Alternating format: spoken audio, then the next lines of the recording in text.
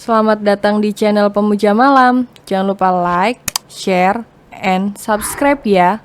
Terima kasih.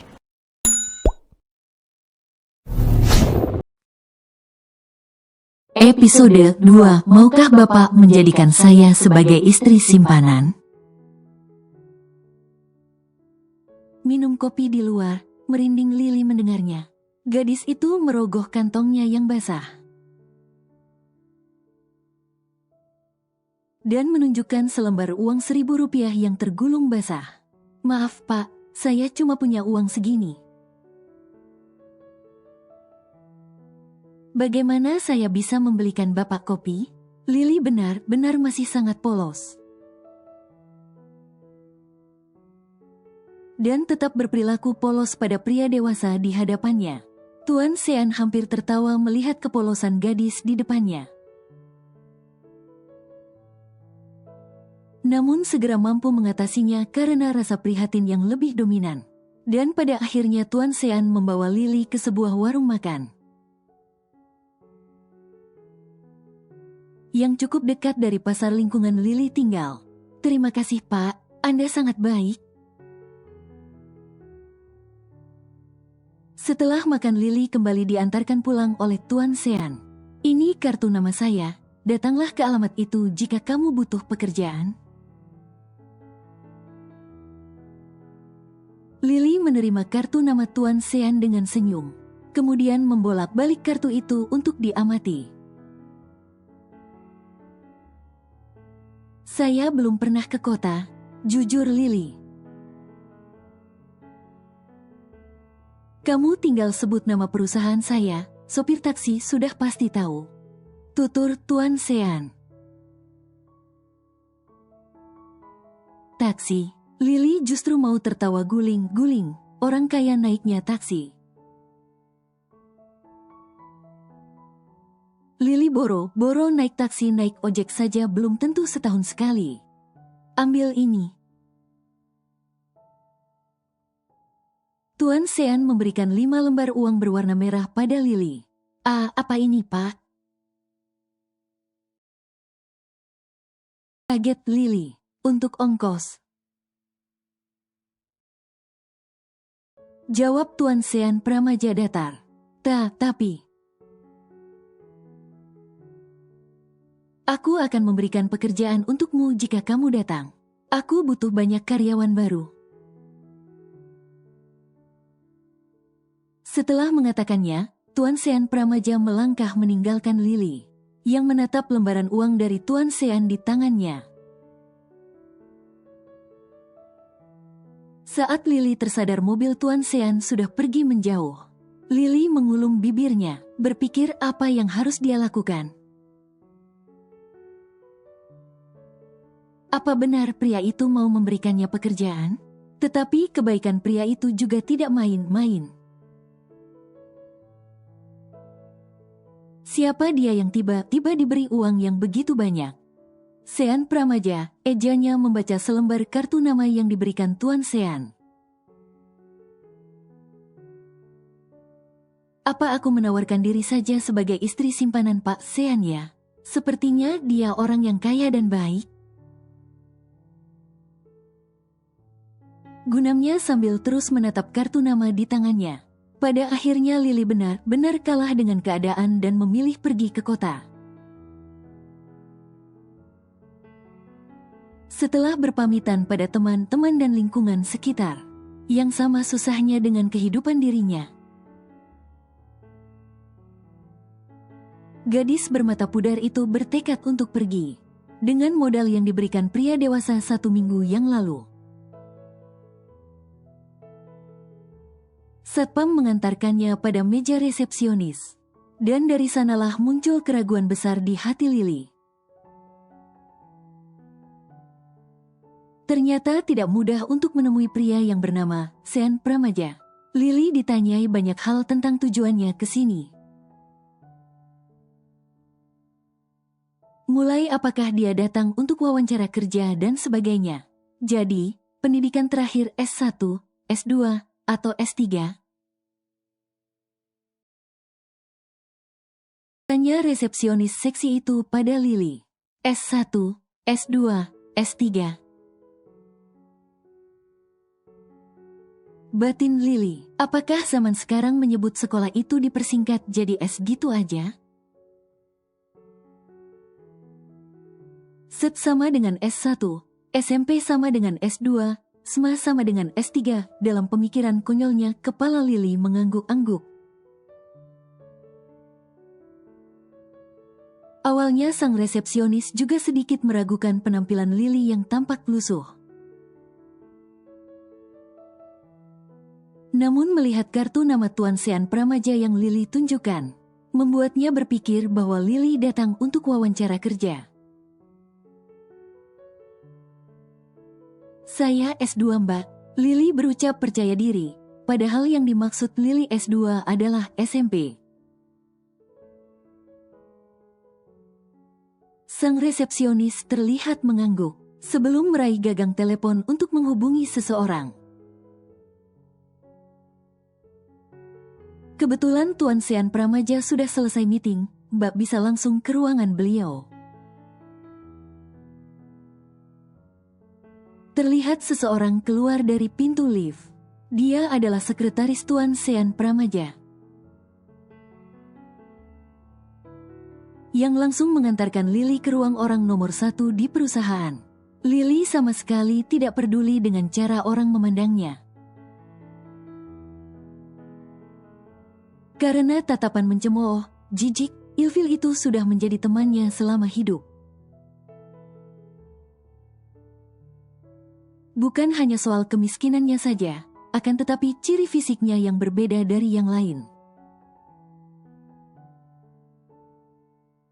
Ternyata Lily hanya diantar hingga depan pintu ruangan, yang bertuliskan nama Tuan Sean Pramaja dan jabatannya. Setelahnya Lily diminta masuk seorang diri. Tuan Sean, yang tadinya duduk langsung berdiri. Begitu melihatnya dan langsung menyapa disertai senyum kecil. Dipertemukan di tempat berbeda membuat aura Tuan Sean pun lebih terlihat maskulin. Dan juga lebih muda dari pertemuan sebelumnya, membuat perasaan Lily gugup. Pria tinggi, tegap, itu juga langsung menghampiri Lily yang hanya diam di ambang pintu. Sebenarnya Lily bukan anak penakut dan juga pemalu. Tetapi dihadapkan dengan pria seperti Tuan Sean dia seperti kucing kecil.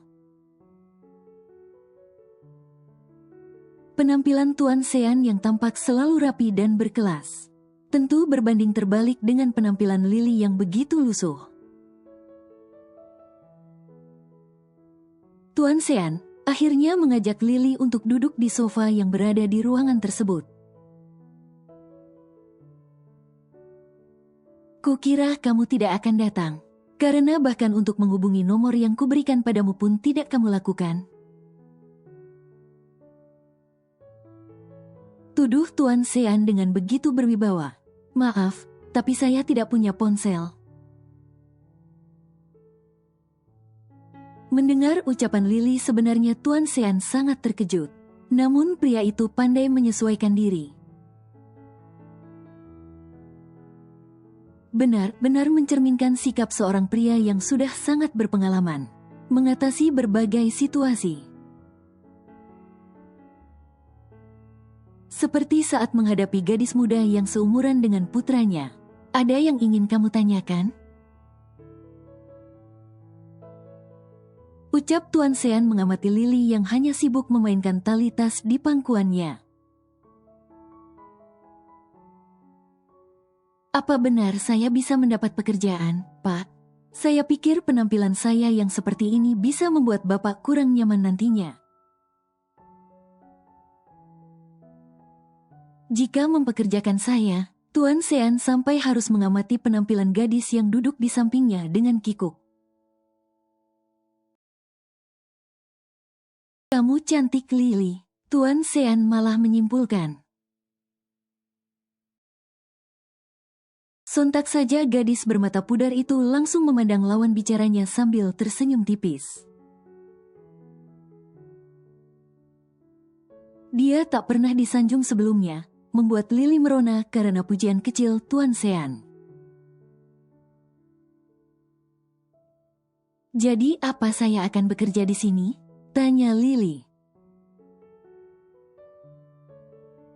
"Jika kamu merasa mampu tidak apa-apa," jawab Tuan Sean santai.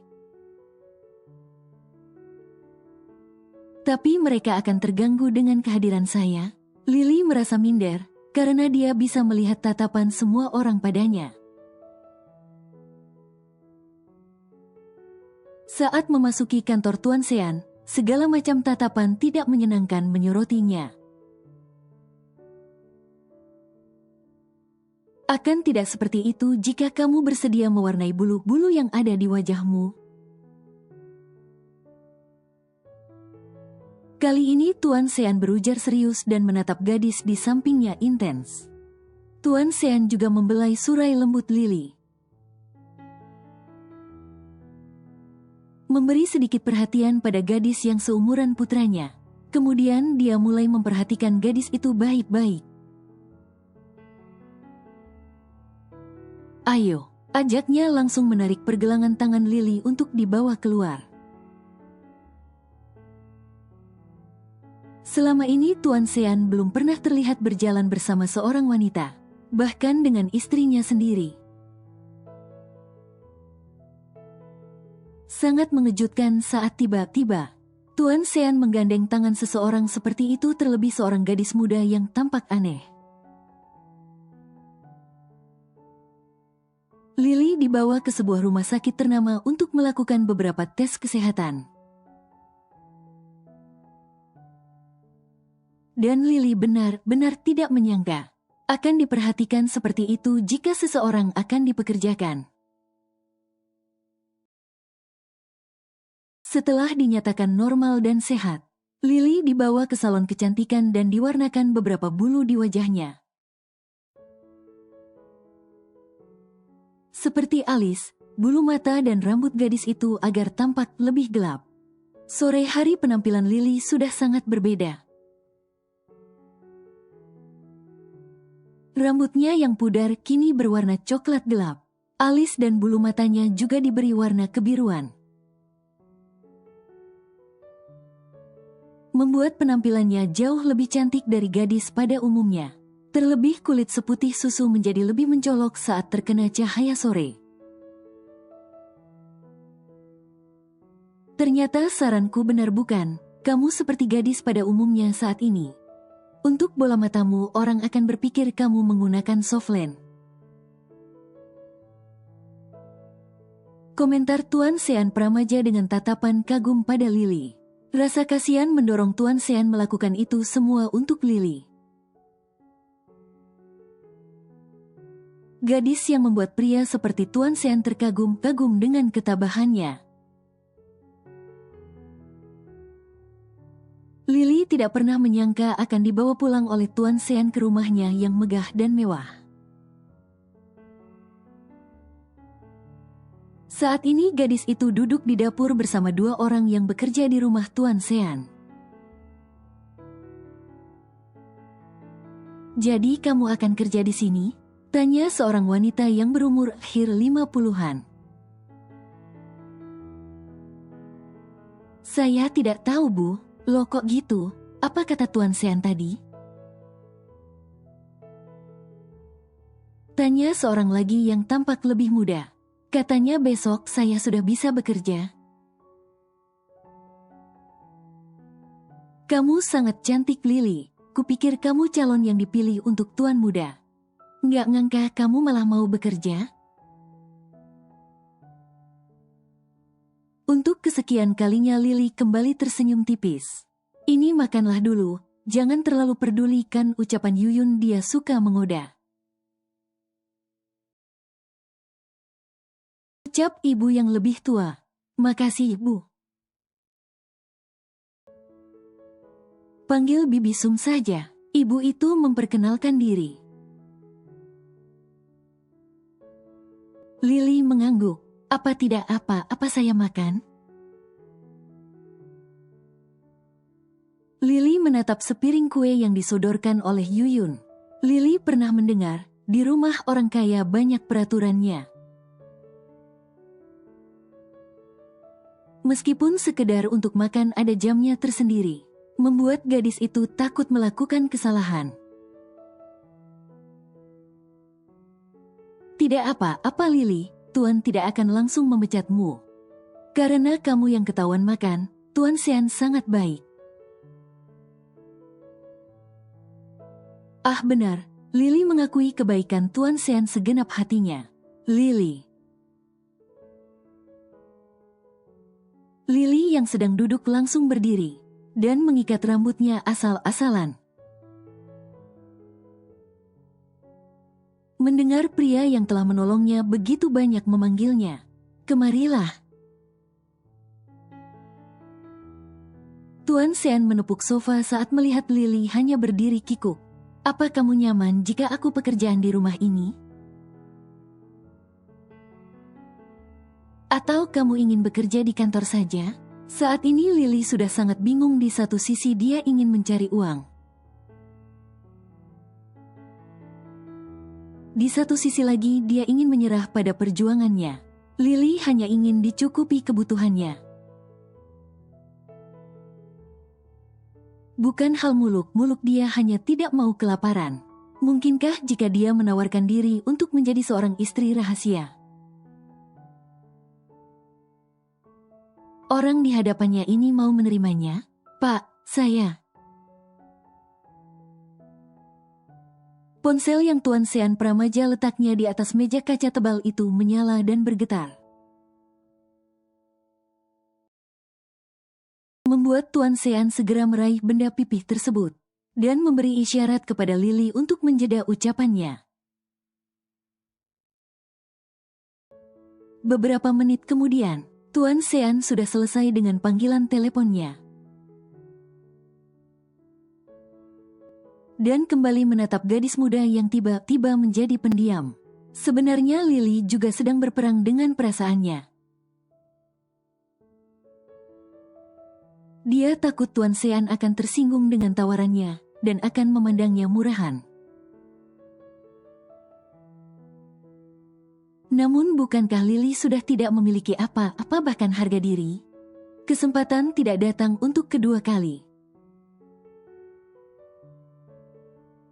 Lily tidak mau menyia-nyiakannya. Jikapun Tuan Sean Pramaja menolaknya, Lily bisa cari target yang lain. Meskipun gadis itu berharap Tuan Sean mau menerimanya sebagai istri simpanan. "Kamu mau bicara apa, Ham?" tanya Tuan Sean sambil meletakkan benda pipih tersebut kembali di atas meja. "Pak, apa saya cantik?" Pertanyaan yang lolos dari bibir polosnya itu begitu Lily sesali. Namun siapa yang menduga Tuan Sean Pramaja mau menjawabnya? "Iya, kamu cantik Lily." Tuan Sean bahkan tersenyum manis. Senyuman yang seperti ditunjukkan seorang ayah pada putrinya. "Pak, maukah Bapak menjadikan saya sebagai istri simpanan?" Wajah Tuan Sean yang tadinya dihiasi senyum berubah mengetat. Matanya menyorot tajam pada Lily. "Kau sedang mengajak bercanda dengan gurauan yang sangat tak bermutu, Lily?" tuduh Tuan Sean. Lily mengeleng tegas. "Saya tidak. Jangan macam-macam Lily. Ucapanmu sudah terlalu menghina harga diriku." Tuan Sean tampak begitu marah. Lily meremas tangannya sendiri dan menunduk takut. Tuan Sean Pramaja yang melihat itu kembali tidak tega, dan memilih memaafkan kelancangan gadis muda itu. Tuan Sean menarik napas panjang sebelum akhirnya kembali bicara. "Kamu tidak boleh berbicara pada orang lain dengan perkataan merendahkan seperti itu, Lily. Kuharap kamu belajar tata krama. Tidak semua candaan bisa diungkapkan pada lawan bicara." Terlebih status orang beda-beda, kamu mengerti. Bukannya mengangguk, Lily malah mengeleng tegas. Saya tidak bercanda, Pak. Apa maksud kamu, Lily? Setelah apa yang saya lakukan untukmu, kamu ingin menghina saya? Tuan Sean Pramaja mengeram marah. Dadanya naik turun menahan emosi yang kembali muncul karena ucapan Lily. Saya tidak menghina Bapak. Saya hanya menawarkan diri untuk menjadi istri Bapak. Saya ingin sekali tidur nyenyak tanpa harus memikirkan makan apa esok hari. Saya hanya ingin dinikahi dan ada yang memberi nafkah saya. Kamu mengincar harta saya? Lagi-lagi Tuan Sean menuduh.